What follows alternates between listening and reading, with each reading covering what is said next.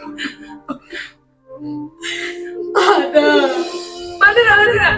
Lagi tak lain today. Aku bisa dijawab ke mana mai?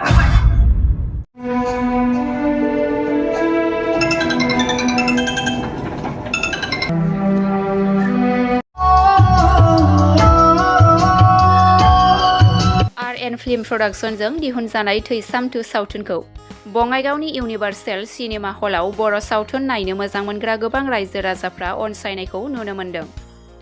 Assam रायजो नाङैनो गुबुन गुबुन जिल्लाफ्राव दिन्थिनाय बायदि बङाइगावआव थानाय इउनिभार्सेल स्टुडिअ सिनेमा हलाव थांनाय आगस्ट दाननि 30 अक्ट'निफ्राय जागायनानै दिनै 3थि सानाव आगान होबाय।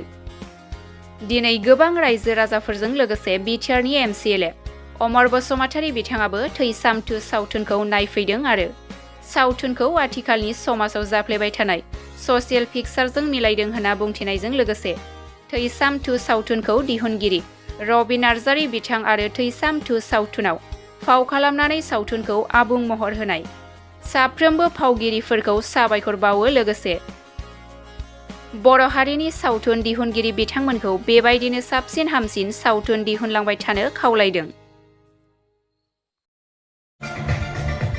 सर RN Film Production दिहुनजानाय आरो बिथांजों दिहुनजानाय बिथोन होजानाय थैसाम 2 सावथुनखौ नोंथाङा दिनै नैबे बङाइगावआव थानाय इउनिभार्सेल स्टुडिअ'आव नायदों सार मा बुङो? जोबोद गोजोननाय मोन्दों।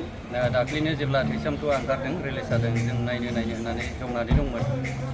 ओमफ्राय दिनै जों टाइम लानानैबाबो दिहुननानैबाबो दिनै नायफैबाय आरो जोबोद गोजोननाय मोन्दों। बे मोनसे ससियेल फिल्म आरो दानि जेनाखि आधुनिक जे जों मोनसे नेसनेल फिल्मजों बा इन्टारनेसनेलजों जों खाब जानायनि मोनसे परिबेसखौ आं नुनो मोन्दों। बे मोनसे ससियेल फिल्म आरो जोबोद मोजां जादोंखौ आं बुंगोन। जेरावहाय राबि बिथाङा सिनियर आर्टिस्टखा बुंनो हायो आरो बेजोंनो दिहुनजानाय हिसाबै मोजां जादोंखौनो आं बुंगोन। आरो बेवहाय जेनाखि फावखुंग्रि बिथांमोन मनालिसानिफ्राय लानानै गेमस्रि लीना बिथांमोनाबो मोजाङै रल खालामदों आरो खुब खस्थ' खालामदों बिथाङा आरो खस्थ'नि गेजेरजों दिनै बेबायदि मोजां मोनसे ससियेल फिल्म दिहुननो हादों। बिथांखौ धन्यबाद होयो आरो आं खावलायनो गोसो जे जोंनि जेनाखि ससियेल फिल्म बा बेवहाय जोंहा मोनसे लोब्बा दं कालचारेलि आरो लेंगुवेज जोंहा बेहाय थांनानै थानायनि खोथा दं आरो बियो जोबोद मोजां जादों। बेबायदिनो गोबां दिहुनोब्ला आरो गोबाङै जुदि बेबायदि मोजां